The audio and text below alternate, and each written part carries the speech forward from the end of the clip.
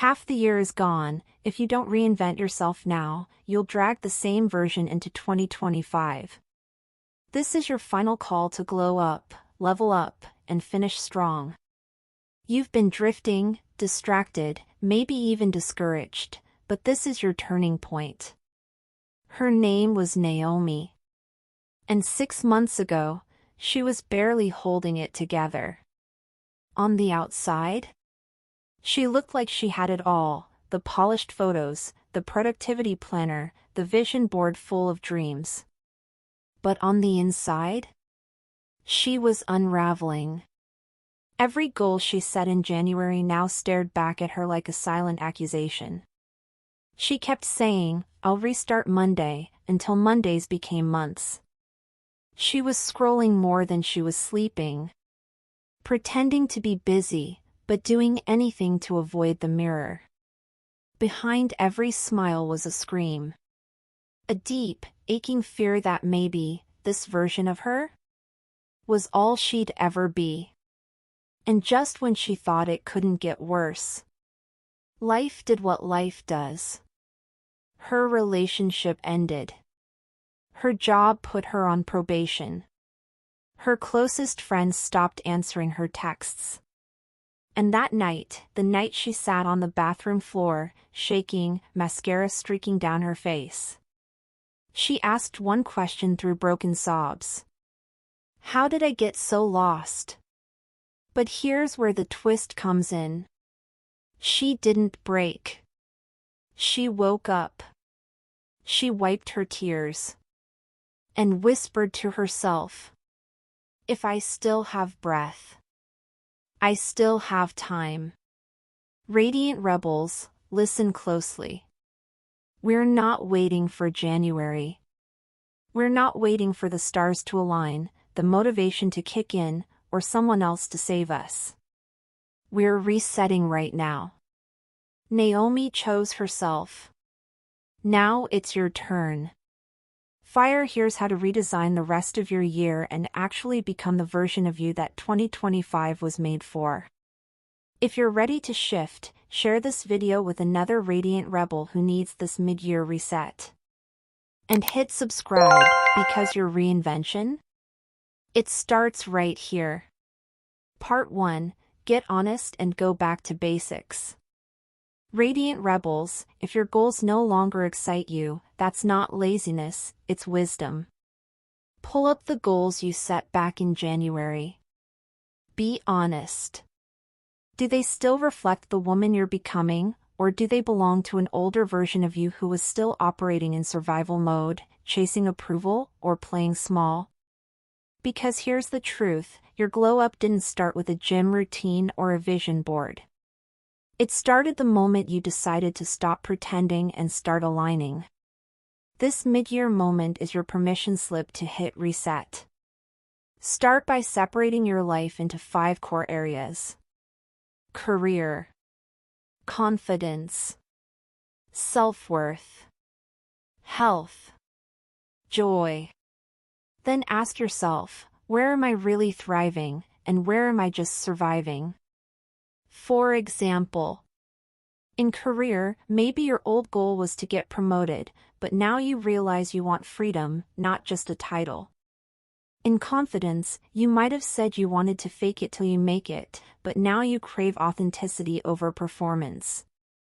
In self-worth, you said you'd start journaling, but the deeper truth is, you're tired of constantly proving your worth to people who never deserved you. In health, it's not just about dropping pounds, it's about rebuilding trust with your body.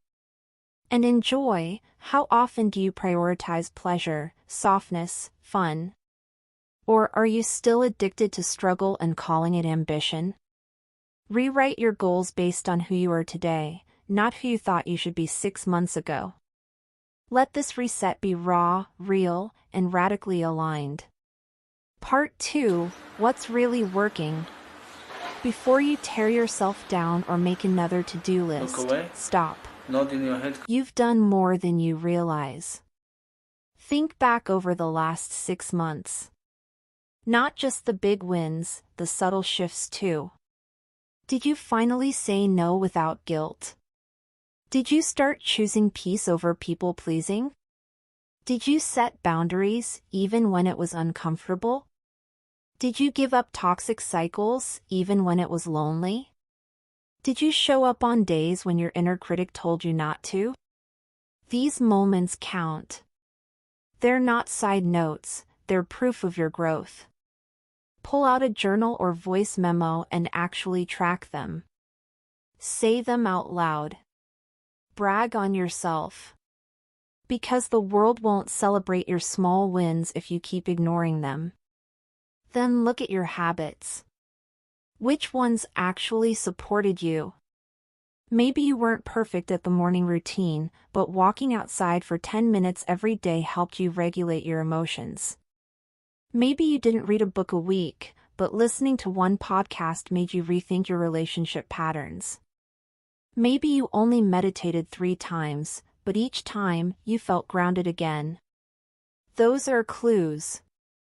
You're not starting from scratch. You're standing on a foundation that you already laid, now you just need to reinforce it. And while you're at it, release the habits that never felt like you in the first place.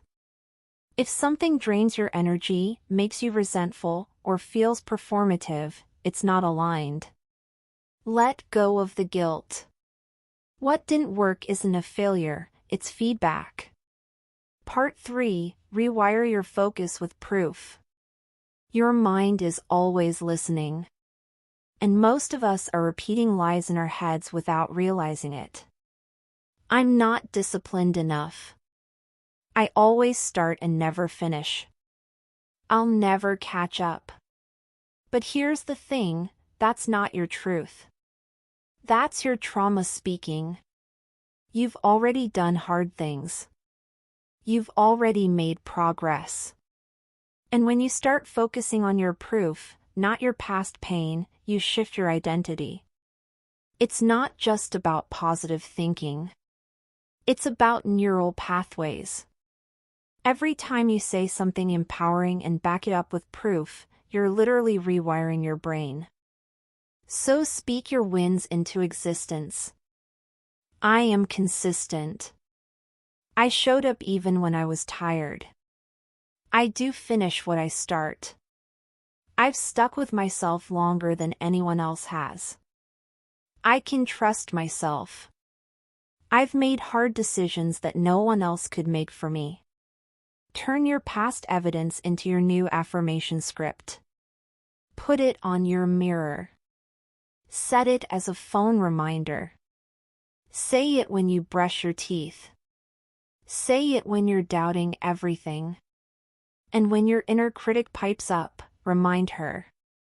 I don't accept stories that don't match my evolution. You're not here to repeat a life you've outgrown. You're here to embody a new standard. Part 4. Rewrite the goals list, this time for your current self. Radiant Rebels, it's time to get ruthless with your list. Look at every goal and ask yourself, does this still light me up? Does it feel like pressure or purpose? If it feels heavy, outdated, or was only there to impress someone else, it goes. No guilt. Just growth. Not every goal needs to be carried forward. Some can be moved to 2026. Others can be released completely. And that's power, to let go of what no longer belongs to you. This is about rewriting your list based on the woman you are right now. The one with new experiences. The one who knows herself better. The one who's done enough inner work to stop pretending. Pick 2 or 3 goals that feel aligned with your current season, not the fantasy version of you who has 12 hours of free time and a personal chef.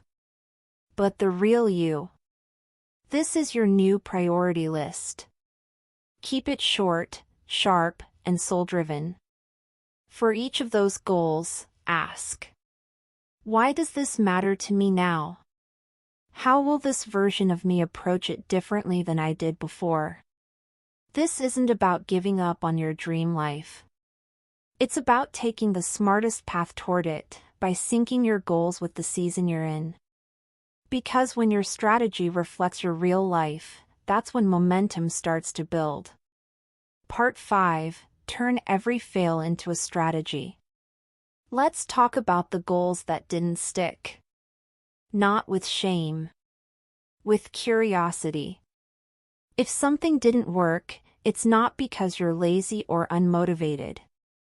It's because the system wasn't sustainable or the emotions behind your decisions weren't grounded. Were you setting goals from a place of pressure, fear, or comparison? Were you relying on willpower instead of structure? Did you have support, or were you doing it all in silence, expecting perfection? Instead of labeling it a failure, extract the lesson. Every misstep is rich with information. Maybe you need more accountability. Maybe you need to simplify. Maybe your nervous system was in survival mode and couldn't handle another push. This is how successful women move. They don't spiral when something falls apart. They study it. They tweak the system. They re-enter with better awareness.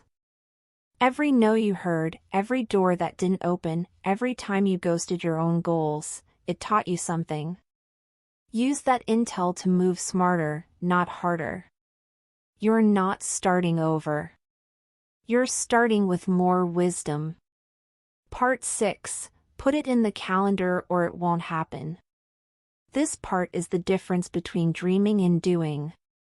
If you don't schedule it, it's not a priority. And if it's not a priority, it's just a wish. Your calendar should reflect your values, not just your obligations. Start with a weekly or monthly check-in, non-negotiable. This is where you track your energy, your progress, your patterns. Use whatever system works for you. Your phone's calendar. A paper planner. Notion or Google Docs. Sticky notes by your mirror.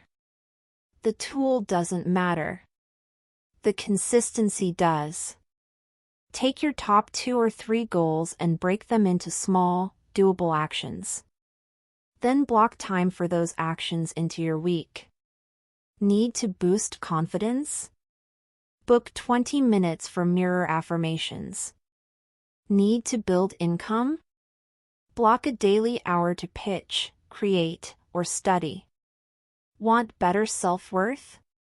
Schedule solo dates, therapy, or inner work check-ins. Success doesn't happen in the gaps. It happens in the schedule. Your future self isn't built by vibes alone, she's built by strategy, alignment, and follow-through.